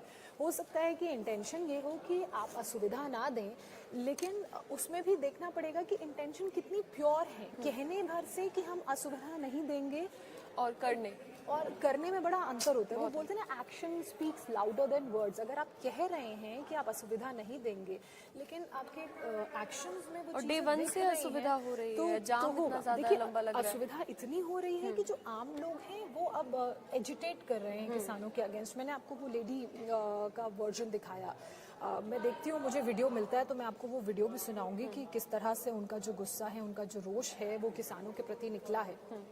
तो इसलिए हम कह रहे हैं कि जो असुविधा है वो हो रही है आम लोगों को, और जब तक ये आंदोलन चलेगा, जब तक शंभू बॉर्डर है। अब देखिए किस तरह की रणनीति इस बार किसानों की रहती है। सरकार की रणनीति में कैसे इसे मल्टी लेयर सुरक्षा इन बॉर्डर्स पर की गई है। पूरे बॉर्डर सील कर दिए गए हैं, कंक्रीट के ब्लॉक्स जो हैं उन्हें सीमेंटेड कर दिया गया है, सीमेंट डाल के पक्का सड़कों पर कर दिया गया है। वो कटीले तार लगा दिए गए हैं, बार्ब्ड वायर्स, कटीले तार लगा दिए गए हैं, नेल्स की जो चादर हैं वो बिछा दी गई हैं जिससे टायर्स जो हैं वो फट जाए। तो सरकार ने अपनी तरफ से पूरी कोशिश की है। पिछली बार से सबक लेते हुए एक्स्ट्रा सिक्योरिटी के, एक्स्ट्रा बैरिकेडिंग के इंतजाम किए गए हैं, रेतों से भरे ट्रक्स रखे हुए हैं। पिछली बार आपने देखा था वो जो नेशनल हाईवे था GT रोड वाला, मूर्थल लोग बड़ा जाते हैं, तो वो मूर्थल वाला जो हाईवे था, GT रोड वाला, करनाल कुरुक्षेत्र वाला, वो पूरा हाईवे खोद दिया था ताकि आगे ना बढ़ सके। और अभी भी ऐसी तस्वीरें आई हैं। तो कह सकते हैं कि देखिए सरकार की अपनी तैयारी पूरी है, लेकिन फिर अगर ज्यादा झड़प हुई तो फिर हालात और स्थिति जो है वो थोड़े बिगड़ सकते हैं। देखिए तैयारी, और पूजा यही कारण है कि जो तैयारियां हैं वो सिर्फ एक लेवल पे नहीं की गई है, मल्टीपल लेवल्स पे की गई हैं। ड्रोन से नजर रखी जा रही है, इंटेल की टीम जो है वो नजर रख रही है। तैयारियां पूरी, आप जैसे बता रही हैं, दिल्ली बॉर्डर्स की बात तैयारी पूरी है, लेकिन अगर बाय रोड ना जाए किसान, क्योंकि ये भी खबर सामने आई सूत्रों के हवाले से कि चुपचाप तरीके से मंत्रियों के घर के बाहर भी प्रदर्शन किया जा सकता है किसानों द्वारा, कुछ किसानों द्वारा। तो अगर बाय रोड ना आए तो ये किस तरीके से संभव होगा? देखिए फिर अगर इस तरह की चीज़ें होती हैं तो फिर इंटेंट पे सवाल उठने एक बार फिर से शुरू हो जाएंगे, क्योंकि जब आपकी मांग ही ये है कि आपने मिलना है सरकार से, बातचीत आप करनी है, मोदी जी से मिलने की बात कह रहे हैं, आप मोदी जी के हस्तक्षेप की बात कह रहे हैं, तो जब अगर इस तरह की बातें जो आप कह रही हैं, अगर इस तरह की चर्चाएं हो रही हैं और इनमें मतलब 1% भी सच्चाई है, तो फिर इंटेंशंस पे सवाल उठाने वाली बात हो गई। फिर मतलब कि आपका मोटिव क्लियर है, आप अपनी लड़ाई नहीं लड़ रहे हैं, आप दूसरे इंटेंशन के साथ सरकार को या सरकार के प्रतिनिधियों को परेशान करने की कोशिश कर रहे हैं। अब चूंकि जो दिल्ली वाले हैं उनके लिहाज से भी बातें करना बड़ा ज़रूरी हो जाता है। तो जो अलग अलग बॉर्डर्स हैं जहाँ से जो स्टेट कम्यूटर्स हैं, जो अलग अलग राज्यों के लोग हैं, वो एंट्री करते हैं दिल्ली में। उस लिहाज से भी अगर चीज़ों को समझा जाए तो राजधानी दिल्ली को सबसे पहले तो किले में तब्दील कर दिया गया है। जो आम दिल्ली के लोग हैं और इन रास्तों का इस्तेमाल करते हैं, उन्हें बड़ी परेशानी हो रही है। DND पर कल बड़ा ट्रैफिक था। बहुत उसके अलावा यानी अगर आपको कहीं जाना है, ऑफिस जा रहे हो, तो आपको घंटों पहले निकलना पड़ेगा। घंटों पहले निकलना पड़ेगा और कोई गारंटी नहीं है कि आप पहुंच पहुंचेंगे, कितनी देर में पहुंचेंगे, क्योंकि ये पल पल बदलती हुई ये स्थिति है। आम हालांकि लोगों का गुस्सा करना तब जायज है, उन पे काफी प्रेशर है, ऑफिस जाना देखिए, है, सबसे स्कूल जाना ज्यादा जो टाइम। सह रहा है वो आम इंसान ही है, आम व्यक्ति ही है। और अगर पिछली बार का आपको याद हो तो लगभग 1 साल से ज्यादा किसी तरह की परेशानियां हुई थी। काफी लॉस हुआ था। हालांकि अभी ट्रेन रूट की अगर बात की जाए चंडीगढ़ से दिल्ली का, तो वो सबसे फीजिबल है। अभी वहाँ इस तरह की कोई खबरें नहीं आई हैं कि भाई रेलवे स्टेशन और पटरियों के बाहर कल खबर सामने आई, मेट्रो स्टेशन का, ये सेंट्रल सेक्रेटरीट मेट्रो स्टेशन का गेट भी बंद कर दिया गया, क्योंकि वो एरिया ऐसा है। तो मेट्रो से जो ट्रैवल कर रहे हैं उन तक को इतनी दिक्कतों का सामना देखिए, करना पड़ेगा। अब जैसे जैसे ये आंदोलन आगे बढ़ेगा, जैसे जैसे दिन बीतते जाएंगे, किसानों की कोशिश यही है, किसानों की कोशिश ये है कि वो और आगे आए। फिर या तो ये मत कहिए ना कि हम आम लोगों को असुविधा नहीं होने देंगे। 2 लेयर की आपने बैरिकेडिंग्स हटा दी हैं और आप पर डे के हिसाब से अगर इस तरह के टारगेट्स लेकर चल रहे हैं, तो अल्टीमेटली आपका गोल यही है कि आपने दिल्ली पहुंचना। पूरा एक प्लान बनाया होगा पूजा। देखिए, बिना प्लान कैसे करना है, चीजें आगे बढ़ेंगी नहीं। ये बड़ी लेकिन अगर सिर्फ बातचीत ही करनी है, रणनीति तो प्लानिंग प्लॉटिंग की क्या जरूरत है? चीजें हो रही हैं, शांति से जब बात हो सकती है। मैं वही कह रही हूँ, इंटेंट पर सवाल इसलिए भी उठ रहे हैं कि अनिल विज ने कहा ना कि आपसे 3 यूनियन मिनिस्टर आपके स्टेट में आकर, हरियाणा में आकर बात करने को तैयार हैं। अगर आपने सरकार के प्रतिनिधियों से बात करनी है तो आप बात कर लीजिए। सोमवार को ये बातचीत तय हुई थी, लेकिन फिर मंगलवार को आपने देखा शंभू बॉर्डर से जो किसान हैं वो आंदोलनरत हो गए, वहाँ से आगे बढ़ने लगे। पंचकुला में भी इससे पहले धारा 144 लागू की गई थी, तो सारे नियमों की धज्जियां उड़ाते हुए धीरे धीरे किस तरह से जो किसान हैं वो आंदोलन करते हुए आगे बढ़ रहे हैं। कल भी 2 लेयर की सिक्योरिटी को तो उन्होंने हटा ही लिया है। तो इस तरह से जो उनके छोटे छोटे गोल्स हैं उन्हें अचीव करके पुलिस पर भी वो काफी प्रेशर है ना इस आंदोलन में कि किस तरीके से काबू में किया जाए सब कुछ, क्योंकि ऐसे आरोप ना लगे कि लाठी डंडों का यूज किया गया है, हमें मारा गया है। काफी प्रेशर है। पूजा, देखिए, बड़ी बड़ी प्रैक्टिकल सी चीजें हैं, प्रेशर तो होगा ही। आपको जो भी गाइडलाइंस जारी की गई हैं उन गाइडलाइंस का पालन करते हुए, किसी को बिना नुकसान पहुंचाए हुए, नॉन लीथल वेपन्स का इस्तेमाल करते हुए इस आंदोलन के जो आंदोलनरती हैं, जो आंदोलन कर रहे हैं, उन्हें रोकना है। और आपने इस बात का भी ख्याल रखना है कि किसी तरह की कोई कैजुअल्टी ना हो, किसी तरह का कोई ऐसा अप्रिय माहौल ना बने, कोई अप्रिय घटना ना हो। लेकिन at the very same time आपको इस बात का भी ध्यान रखना है कि कोई आपकी इन रिस्ट्रिक्शंस को आड़े हाथों ना ले ले, कोई ऐसा ना दबाव बनाने की कोशिश आप पर करे कि आपको मजबूर। कल ही देखिए, कल जैसे जो भी वहाँ पर हालात बने शंभू बॉर्डर पर, पुलिस ने पुलिसकर्मी भी घायल। हाँ, लेकिन सामने यही आ रहा है कि किसान घायल हुए हैं, उनकी बात नहीं हो रही है कि पुलिसकर्मी भी घायल हुए हैं। किसान तो बिल्कुल घायल हैं, पुलिसकर्मी भी घायल हैं। कि कोई भी झड़प होगी तो उसमें हाँ, जो कैजुअल्टी होगी वो 2 वे होगी, 1 वे कैजुअल्टी होगी, या फिर 1 party will get hurt and another party will remain intact. इसके चांसेस बड़े ज़्यादा हैं। जब 2 लोग या 2 गुट आपस में उनके क्लैशेस होंगे, चाहे एक पुलिस का हो, एक किसानों का हो, एक सिक्योरिटी फोर्सेस का हो, एक किसानों का हो, तो जो चोटें हैं वो दोनों तरफ लगेंगी। बिल्कुल ये नंबर ऊपर नीचे हो सकता है, किसी को कम किसी को ज़्यादा लगे, लेकिन पुलिस की भी बहुत सारी लिमिटेशंस और बहुत सारे चैलेंजेस रहते हैं, उनको भी स्पेशल इंस्ट्रक्शंस मिलते हैं।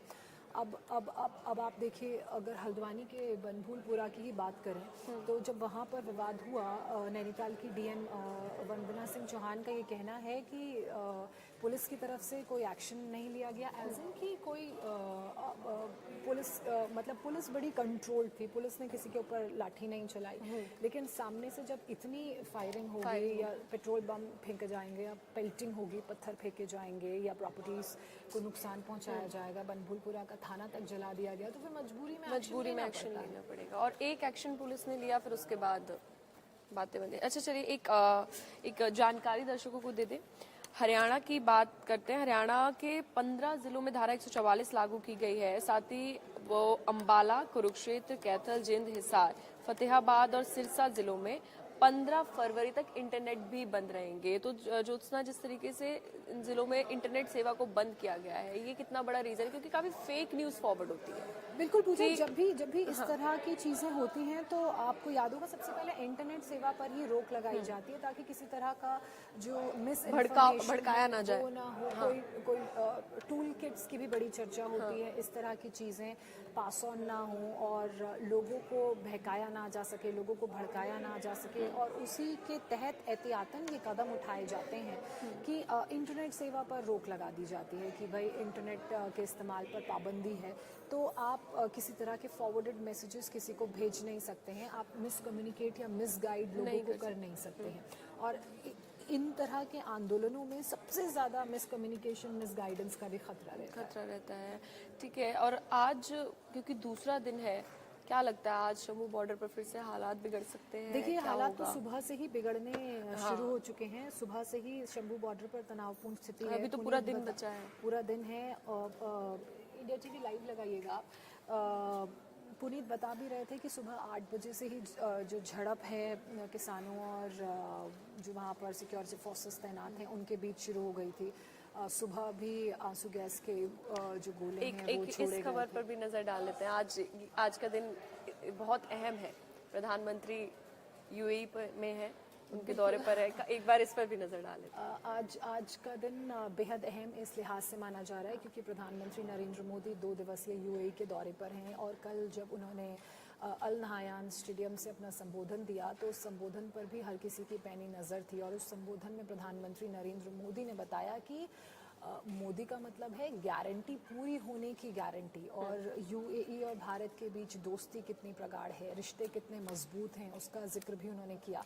और जो मंदिर की तस्वीर सामने आई है, बैप्स द्वारा निर्मित जो मंदिर है स्वामी नारायण का मंदिर, उसकी बेहद खूबसूरत तस्वीरें सामने आई हैं। और प्रधानमंत्री नरेंद्र मोदी उस मंदिर का उद्घाटन, प्राण प्रतिष्ठा आज करने वाले हैं। इंडियन IST इंडियन टाइम के मुताबिक 6 से शाम के 6 से रात के 9 बजे तक प्राण प्रतिष्ठा का कार्यक्रम रहेगा, और प्रधानमंत्री नरेंद्र मोदी की मौजूदगी में प्राण प्रतिष्ठा होगी। मंदिर की तस्वीर, भव्य खूबसूरत मंदिर की आप तस्वीरें देख रहे हैं। यानी हमारी संस्कृति को कितना बढ़ावा मिल रहा है ना ज्योत्सना से। जब प्रधानमंत्री नरेंद्र मोदी का अगर आपने संबोधन सुना होगा तो पीएम ने कहा कि जब ये बात चली कि अबू धाबी में इस तरह का बैप्स द्वारा निर्मित मंदिर तैयार किया जाएगा, तो बिना वक्त लगाए, बिना सेकंड थॉट दिए वहाँ के राष्ट्रपति ने इसे सहमति दे दी, इसे मंजूरी दे दी।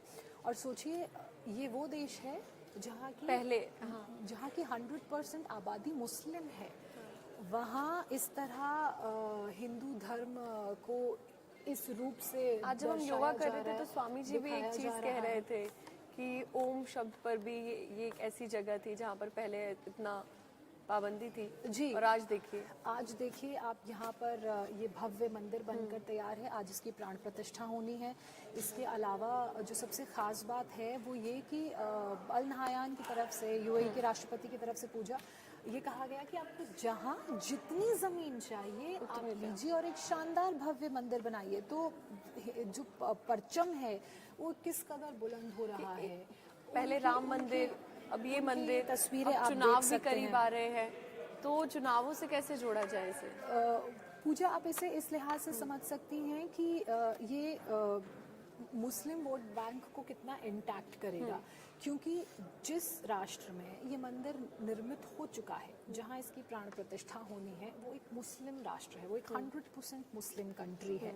वहाँ पर इतने भव्य तरीके से मंदिर का निर्माण होना, उसके बाद भारत के प्रधानमंत्री को उसकी प्राण प्रतिष्ठा के लिए बाकायदा न्योता देना, और जो तमाम कल समझौते हुए हैं प्रधानमंत्री कह लीजिए भारत और यूएई के बीच दोस्ती के, चाहे आप उसमें रुपे कार्ड को शामिल करें, UPI, चाहे आप यूपीआई पेमेंट्स को शामिल करें, और चाहे जो दूसरे समझौते हैं जो दोनों देशों के रिश्तों को और प्रगाढ़ बनाते हैं, और अगर ट्रेडिंग के लिहाज से समझा जाए, ट्रेडिंग पार्टनरशिप के लिहाज से समझा जाए, तो ये भारत का तीसरा ऐसा नेशन है जिसके साथ सबसे ज़्यादा भारत ट्रेडिंग करता है। तो उन लिहाज से अगर चीज़ों को समझा जाए तो इकोनॉमिकली, फाइनेंशियली, ट्रेड वाइज तो चीज़ें हैं ही। पीएम मोदी, अब धर्म को किस तरह पीएम से मोदी ने ये भी वादा किया प्रचारित कि जा रहा है। तीसरे नंबर पर हम अपनी अर्थव्यवस्था को ले आएंगे। बिल्कुल, प्रधानमंत्री नरेंद्र मोदी ने कल जब वो अपना संबोधन दे रहे थे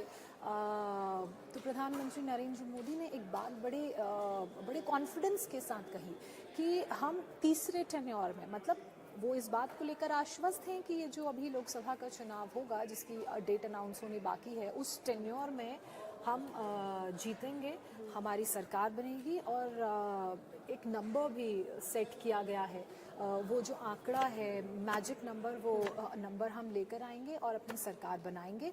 तो वो अपनी जीत को लेकर इतने आश्वस्त हैं, और उस टर्म में, तीसरे टर्म में हम भारत को दुनिया की तीसरी अर्थव्यवस्था आज पीएम मोदी का संबोधन भी है।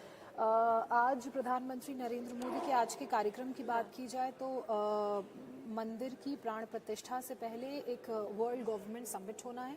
उस समिट में प्रधानमंत्री नरेंद्र मोदी हिस्सा लेंगे। उसके बाद मंदिर की प्राण प्रतिष्ठा का कार्यक्रम है, शाम को 6 से शुरू होकर रात के 9 तक चलेगा, और उसके बाद प्रधानमंत्री नरेंद्र मोदी कतर के लिए रवाना हो जाएंगे। अब इस खबर पर भी लगातार हमारी नज़र रहेगी, इस खबर पर भी हम आगे आपको अपडेट देते रहेंगे। अब हमारी आज की अगली जो बड़ी खबर है उसका रुख करते हैं, और पॉलिटिकली ये खबर बड़ी इम्पोर्टेंट है। बिल्कुल, आज की खबर है सोनिया गांधी राज्यसभा जो जा रही हैं उसको लेकर। सोनिया गांधी राज्यसभा का नॉमिनेशन आज राजस्थान से फाइल कर रही हैं, तो इसको लेकर भी जो राजनीतिक गलियारे हैं वहाँ पर बड़ी चर्चा हो रही है। राजस्थान की मतलब राज्यसभा की राजस्थान सीट कैसे कांग्रेस की पसंद बन रही है, इस पर भी चर्चा करेंगे।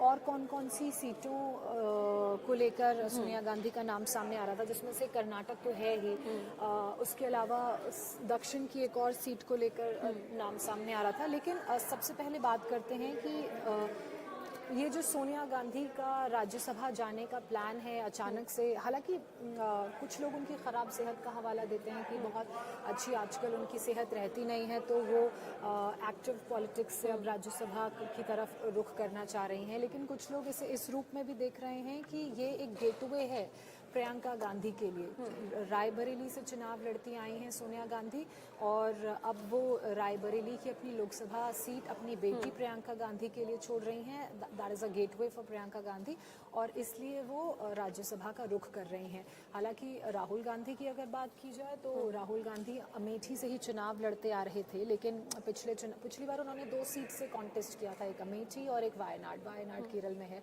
और उस वक्त भी बड़ी चर्चाएं हो रही थी राहुल गांधी के 2 सीट से कॉन्टेस्ट करने को लेकर, क्योंकि अब केंद्रीय मंत्री स्मृति ईरानी, उस वक्त उन्होंने अमेठी सीट से कॉन्टेस्ट किया था, और राहुल गांधी को ये ओपन चैलेंज दिया था कि मैं आपको इस सीट से हराऊंगी। और हमने देखा कि किस तरह स्मृति ईरानी ने राहुल गांधी को उस सीट से हराया, और इसीलिए कहा भी जा रहा था कि शायद स्मृति ईरानी के ओपन चैलेंज से राहुल गांधी डर गए हैं या उन्हें भरोसा नहीं है। कांग्रेस की कितनी सीट तय नजर आ रही है बीजेपी की? अमेठी की जो जनता है वो राहुल गांधी पर अपना भरोसा जताएगी, और इसलिए फिर वो उन्होंने केरल का अपनी जो सेफ सीट मानी जाती है कांग्रेस के लिए, वायनाड का, उसका रुख किया। अब ऐसे में सोनिया गांधी का राज्यसभा का रुख करना बड़ा चर्चा का विषय तो बना हुआ ही है। इसके अलावा जो फैक्ट्स बताते हैं वो ये कि गांधी नेहरू परिवार में सोनिया गांधी दूसरी ऐसी महिला हैं जो राज्यसभा का रुख कर रही हैं। इससे पहले उनकी mother in law Indira Gandhi ने भी राज्यसभा का रुख किया था। और सोनिया गांधी के अगर थोड़ा पीछे जाएं और अगर पास्ट पे नज़र डालें तो रायबरेली सीट को उन्होंने रिप्रेजेंट किया है। हालांकि जो सबसे पहला चुनाव था वो उन्होंने अमेठी सीट से लड़ा था और उसके बाद फिर रायबरेली से वो 2004 से ही रिप्रेजेंट करती आ रही हैं। और अब जैसा कि मैंने कहा भी प्रियंका गांधी को ताकि एक सेफ एंट्री मिले, एक सेफ पैसेज मिले इस सीट से, तो वो अब राज्यसभा का रुख कर रही हैं, उस सीट से नॉमिनेशन फाइल कर रही हैं। हालांकि बीच में खबरें ये भी थी कि वो किस सीट से, ये तो बहुत टाइम से चर्चा चल रही थी कि सोनिया गांधी राज्यसभा जा सकती हैं। हमने भी कई बार इंडिया टीवी पर दर्शकों को ये खबर बताई है। इसको लेकर भी कई बार गेस्ट के बीच भी ये चर्चा हुई है। तब भी ये कहा जा रहा था कि वो राज्यसभा जा सकती हैं। उस वक्त भी कई सीटें थी जो चर्चा का विषय बनी हुई थी। उन्हें ऑफर मिला था तेलंगाना से, कर्नाटक से, दोनों ही तरफ जो कांग्रेस के पार्टी हेड्स थे उनकी तरफ से कहा गया था कि आप कर्नाटक से आके लड़िए, आप तेलंगाना से आके लड़िए। लेकिन फिर कांग्रेस के प्रेसिडेंट की बात की जाए, मल्लिकार्जुन खड़गे, वो कर्नाटक से आते हैं, इसलिए वहाँ से सोनिया गांधी ने चुनाव नहीं लड़ा। केरल की बात की जाए तो राहुल गांधी ऑलरेडी वायनाड से एमपी हैं, इसलिए ये बात सामने आ रही थी कि उन्होंने दक्षिण से चुनाव नहीं लड़ा और उन्होंने ये फैसला किया कि वो राजस्थान से चुनाव लड़ेंगी। अब राजस्थान से चुनाव लड़ेंगी मतलब राज्यसभा के लिए नॉमिनेशन फाइल करेंगी। अब राजस्थान से सोनिया गांधी का नॉमिनेशन फाइल करना, इसे इस लिहाज से भी देखा जा रहा है कि हिंदी जो हार्टलैंड है, जो उत्तर के ये देश, उत्तर के ये जो राज्य हैं, अगर कांग्रेस यहाँ से चली जाती है तो फिर ये हो जाएगा कि जो हिंदी हार्टलैंड है उससे दूर भाग रही है कांग्रेस। तो ऐसे में अपने उस वर्चस्व को बनाए रखने के लिए, जिसमें कितना दम है लोग देख रहे हैं, अच्छा, जैसे राजस्थान में राजस्थान में 10 राज्यसभा सीटें आती हैं और इनमें से 6 पर कांग्रेस और 4 पर बीजेपी के सांसद हैं। लेकिन जो कांग्रेस के टिकट पर बाहरी व्यक्तियों को भी सांसद बनाए जाने का एक मुद्दा हर बार उठता है। बिल्कुल, जब चुनाव होते हैं पूजा तो इस तरह के मुद्दे तो उठते ही हैं और फिर उनको लेकर दोनों तरह के क्रिटिसिज्म होते हैं, कंस्ट्रक्टिव क्रिटिसिज्म। सोनिया गांधी के नाम पर किसी को आपत्ति नहीं है? नहीं, कुछ क्रिटिसिज्म पार्टी के अंदर होते हैं, कुछ क्रिटिसिज्म पार्टी के बाहर जो ओपोनेंट्स होते हैं वो करते हैं। और जैसा कि मैंने आपको कहा भी कि जब ये राजस्थान की सोनिया गांधी का राजस्थान से चुनाव लड़ना और दक्षिण की सीटों से चुनाव ना लड़ना, ये भी एक बड़ा मैसेज है कि हिंदी हार्टलैंड में अपनी पकड़ को ना छोड़ना। हालांकि वो पकड़ कितनी मजबूत है, कितनी नहीं है, वो हमें आगामी चुनाव में देखने को मिलती है। वो आगामी चुनावों में जिस तरह की तस्वीरें सामने आती हैं, पार्टी का जिस तरह का प्रदर्शन होता है, उस प्रदर्शन के रूप में देखने को मिलती है। अब आप देख लीजिए, मध्य प्रदेश के चुनाव हुए, कांग्रेस को हार का सामना करना पड़ा। राजस्थान का चुनाव हुआ, कांग्रेस को हार का सामना करना पड़ा। ये वो राज्य हैं जहां कांग्रेस शॉर्ट थी। राजस्थान में तो शॉर्ट थी कि वो जीतेगी, लेकिन यहाँ पर जीत मिली नहीं। हालांकि दक्षिण जो है वो बीजेपी के लिए अभी एक एंट्री गेट नहीं मिल पाया है, लेकिन जो वोट शेयर है खासकर दक्षिण के राज्यों का, वो वोट शेयर ज़रूर यहाँ पर बढ़ा है। और वो जो वोट नंबर बढ़ा है, धीरे धीरे बीजेपी की प्लानिंग कुछ इस तरीके से है कि वो इन राज्यों में अपने पैर जमाना शुरू करेगी।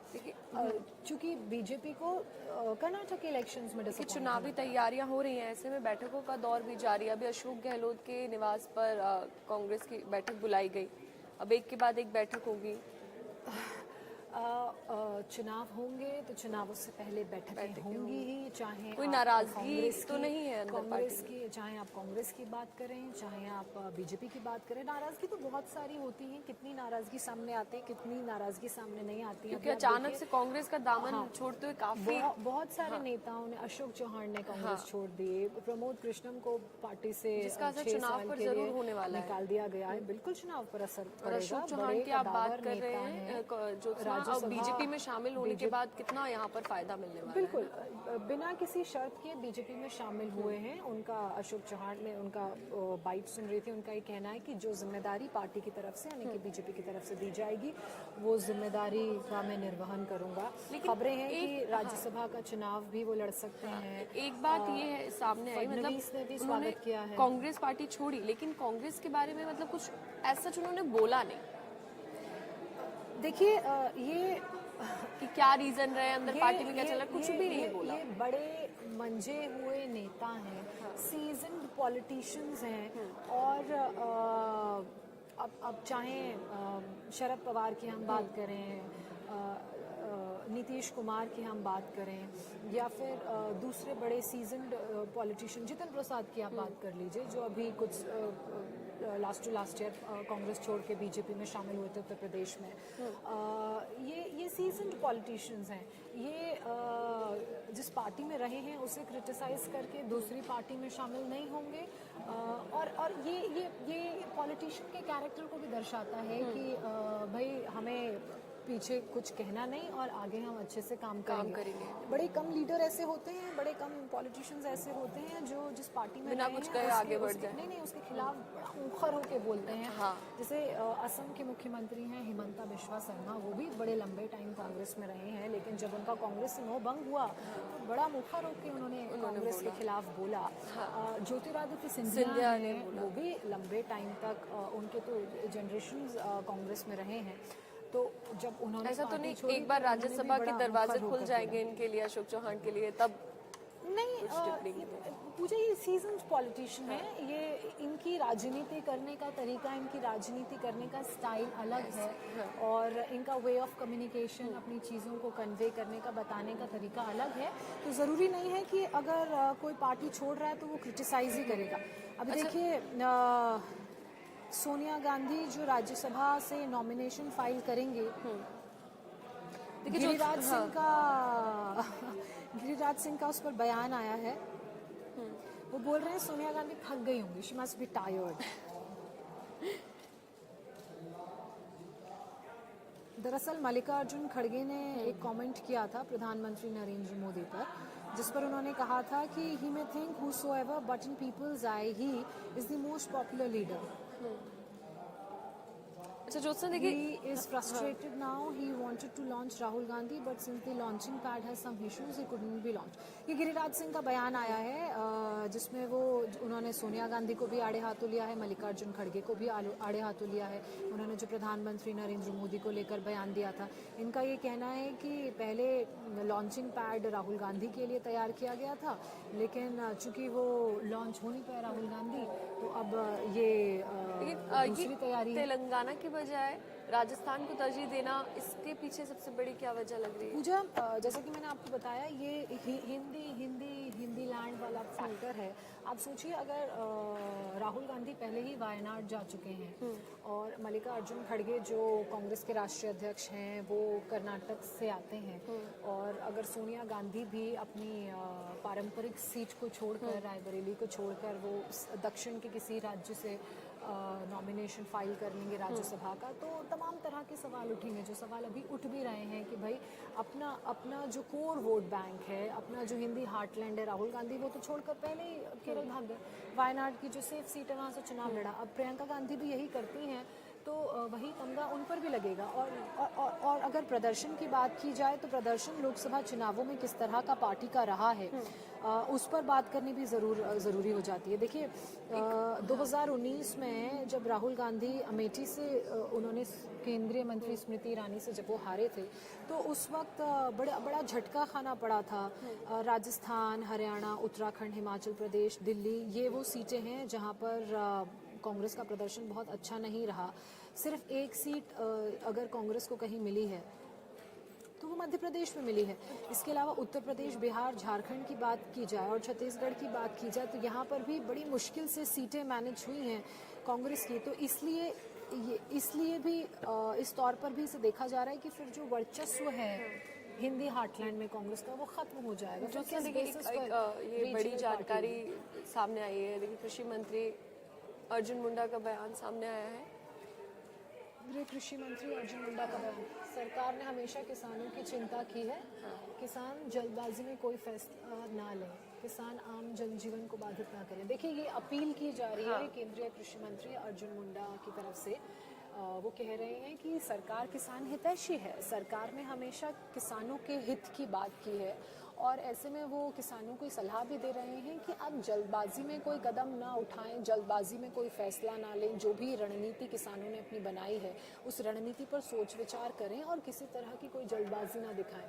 सरकार ने हमेशा किसानों का समर्थन किया है, किसानों के हित की बात कही है और बातचीत से हल निकल आएगा, एक तरीके से यही कहा जा रहा है। बातचीत की बात कह रहे हैं, जल्दबाजी ना करने की बात कह रहे हैं, किसी तरह का कोई फैसला जल्दबाजी में ना उठाएं। जनजीवन, देखिए आम जनजीवन को बाधित ना किया अभी ये भी सामने है, किसानों को रोकने के लिए सिंघू बॉर्डर से भी वो तस्वीरें सामने आई हैं जहाँ पर गड्ढे किए जा रहे हैं, सिंघू बॉर्डर पर भी। जी बिल्कुल बिल्कुल। ये हालांकि अभी ये शंभू बॉर्डर की शंभू बॉर्डर की तस्वीरें हैं। सिंघू बॉर्डर की तस्वीरों पर भी हम बात करेंगे। देखिए यहाँ पर किसान आपको नजर आ रहे हैं, फिर से हाथों में इनके झंडे हैं, ट्रैक्टर्स लिए, गाड़ियाँ लिए। कितनी तादाद में तकरीबन किसान यहाँ पर मौजूद होंगे? बड़ी संख्या में पूजा किसान पहुंचे हुए हैं। देखिए वो अब हम लोग आपको किसानों तकरीबन की 7 किलोमीटर तक ट्रैक्टरों की कतारें नजर आ रही हैं। किसानों की बातचीत भी हम लोग आपको सुना रहे थे, जिसमें किसान ये कह रहे हैं कि भाई हमें कोई दिक्कत नहीं है, हम तो आए ही इस इरादे से हैं कि हम आंदोलन करेंगे। अगर हमें 6 महीना भी लग जाएगा तो हम 6 महीना भी बैठने को तैयार हैं। हम पूरी तैयारी कर आए। हाँ, टीवी पर रहे हैं कि हम 6 महीने का भाई राशन लेकर आए हैं। हालांकि सरकार की तरफ से सड़क पर, जैसे आपने पिछली बार देखा था, तंबू लगा लिया था। इस बार टेंट लगाने की इजाजत तंबू लगाने की इजाजत नहीं दी गई है। तो वो लोग अपने ट्रैक्टर्स पर ही अपने बिस्तर लेकर आए हैं और वहीं पर उन बिस्तरों पर ही रात को जब सीज फायर की बात सिक्योरिटी फोर्सेस की तरफ से कही गई तो उस वक्त उन्होंने अपनी खाने पीने की व्यवस्था की होगी और उन्हीं ट्रैक्टर्स पर बिस्तर लगाकर वो रात गुजार रहे हैं। ये शंभू बॉर्डर से आप रिपोर्ट देख रहे हैं, क्या क्या हुआ है शंभू बॉर्डर पर। देखिए पूरे दिन जो है बवाल चलता रहा। पुलिस ने किसानों पर आंसू गैस के गोले दागे, हजारों की संख्या बताई जा रही है। इसके अलावा ड्रोन का भी इस्तेमाल किया गया है आंसू गैस के गोले छोड़ने के लिए। बिल्कुल पथराव हुआ। किसानों की तरफ से भी पुलिस पर पथराव हुआ है। देखिए किसानों पर आंसू गैस के गोले किस तरह से पुलिस छोड़ रही है, उसकी तस्वीर आप देख रहे हैं। हालांकि पिछली बार वापस जो पुलिस की तरफ से आंसू गैस के गोले छोड़े गए थे वो पुलिस की साइड ही फेंक दिए गए थे। आज दूसरा दिन है, अभी तो शुरुआत हुई थी दिन की। देखिए और तस्वीरें दिल्ली कूच पर दरअसल ये पूरा कोहराम मचा हुआ है। अब एक डे वाइज बता रहे हैं कि पहले दिन अब तक क्या क्या हुआ और आज किस तरह की स्थिति वहाँ पर बनी हुई है।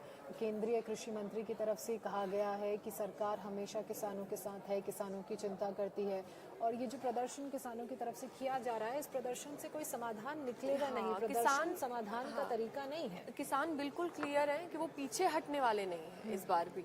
दूसरे दिन देखिए आज भी पुलिस की तरफ से आंसू गैस के गोले दागे गए हैं और बॉर्डर पर इस वक्त ये शंभू बॉर्डर की बात हो रही है जहां अभी भी हजारों की संख्या में जो किसान हैं उनकी तैनाती है। अब अलग अलग उन बॉर्डर्स की बात कर लेते हैं पूजा, जो बड़े इम्पोर्टेंट बॉर्डर, शंभू बॉर्डर हो गया, टिकरी बॉर्डर। अलग अलग राज्यों से आप जिन बॉर्डर्स की मदद से राजधानी में दिल्ली में एंटर कर सकते हैं। टिकरी बॉर्डर हो गया। टिकरी बॉर्डर अगर आप हरियाणा से बहादुरगढ़ के रास्ते दिल्ली में एंटर करने की कोशिश कर रहे हैं, पूरी तरीके से सील कर दिए हैं बॉर्डर। गाजीपुर बॉर्डर पर भी सुरक्षा को बढ़ा दिया गया है। वो तस्वीरें आप देख रहे हैं सुबह 9 बजे के बुलेटिन में जब हम बात कर रहे थे अपने सहयोगियों से, तो तब जो पूरा रास्ता है वो सील कर दिया गया। देखिए कितने अच्छे से ये समझाया गया है। सिंघू बॉर्डर को सील कर दिया गया है, टिकरी बॉर्डर सील कर दिया गया है, इसके अलावा ये रजकरी बॉर्डर सील कर दिया गया है। ये दिल्ली जयपुर वाला रूट है। आप इन रास्तों से आ रहे हैं तो थोड़ा सोच समझकर बाहर निकलिए और उसी हिसाब से, क्योंकि इन बॉर्डर्स को सील कर दिया गया है। देखिए इस पर भी बात कर लेते हैं। अर्जुन मुंडा कह रहे हैं कि सरकार ने हमेशा किसानों की चिंता की है। सरकार ने किसानों की चिंता की है, सरकार किसानों के हित की बात करती है और सरकार किसानों के हित की बात करने के लिए तैयार है। ये सरकार का स्टैंड है और तभी तो 3 मंत्रियों के एक प्रतिनिधि को स्टेट के अंदर ही बातचीत करने के लिए भेजा भी था। 3 यूनियन मिनिस्टर्स थे, लेकिन किसानों का ये कहना है कि भाई वो राज्य में बात करने के लिए तैयार नहीं है, वो दिल्ली जाके ही बात करेंगे। तो मैं इसीलिए कह रही हूँ कि किसानों के ये जो आंदोलन है उसके इंटेंट पे क्यों सवाल उठ रहे हैं। उसके इंटेंट पे इसलिए सवाल उठ रहे हैं जब आपसे आपके राज्य के अंदर ही आकर बात करने को तैयार हैं और दूसरी तरफ आप कह रहे हैं कि हम आम जनजीवन प्रभावित नहीं करना चाहते, तो फिर आप कुछ कर ही क्यों रहे हैं दिल्ली की तरफ। आपकी जो भी बात है, आपने बात तो यहाँ आके भी करनी है, तो आपकी जो भी बात है आप वहाँ आराम से बैठ के कर लीजिए। सरकार तो आपके घर पर आकर आपसे बात करने को तैयार है। और दूसरा ये कि अब इस वक्त आंदोलन करने का क्या फायदा, क्योंकि चुनाव करीब है, यही आंदोलन करने समझ आ रहा है। चुनावी मतलब लोकसभा पूरा भंग- एंगल ये लग रहा है, हाँ, चुनावी एंगल लोकसभा सामने आ रहा है। भंग है और उसके बाद नई सरकार का गठन होगा, तब जो हर दिन कार्यवाही ये है तब आंदोलन शुरू बढ़ेगा होगी। और काफी चीजें सामने आ सकती हैं। जैसे दिल्ली पुलिस का इस पर क्या नया फॉर्मूला होगा? देखिए, जो पुलिस के बड़े अधिकारी हैं वो लगातार गश्ती पर हैं।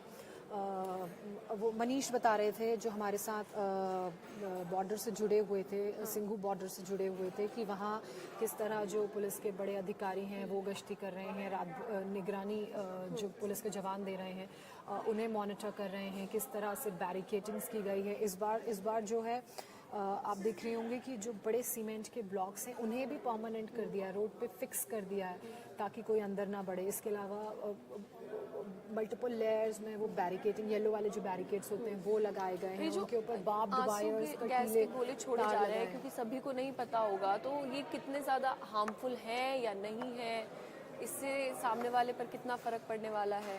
पूजा, ये जब इस तरह के आंदोलन या जब इस तरह के प्रदर्शन होते हैं तब ये नॉन लीथल वेपन्स हैं बेसिकली, जिससे बहुत नुकसान नहीं होता है। इस तरह की सिचुएशंस में इन्हें यूज़ किया जाता है। आंसू गैस के गोलों से, जब आंसू गैस के गोलों को छोड़ा जाता है तो उनसे एक फ्यूम निकलता है, एक उसमें से एक केमिकल निकलता है जिससे आपकी आंखों में थोड़ी जलन होती है। आपकी कुछ देर के लिए विजिबिलिटी नहीं जाती है क्योंकि इतनी जलन होती है कि आप आंखें खोल नहीं पाते और आपकी आंखों से बैक टू बैक आंसू निकलने शुरू होते हैं।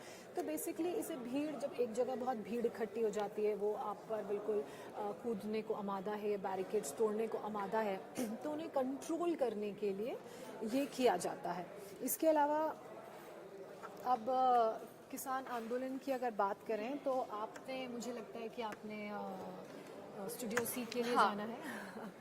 ठीक है, पूजा विल टेक अ लीव। पूजा हमें कुछ देर में ज्वाइन करेंगी। चूँकि किसान आंदोलन की हम बात कर रहे हैं तो दिल्ली के अलग अलग बॉर्डर्स के बारे में भी बात कर लें।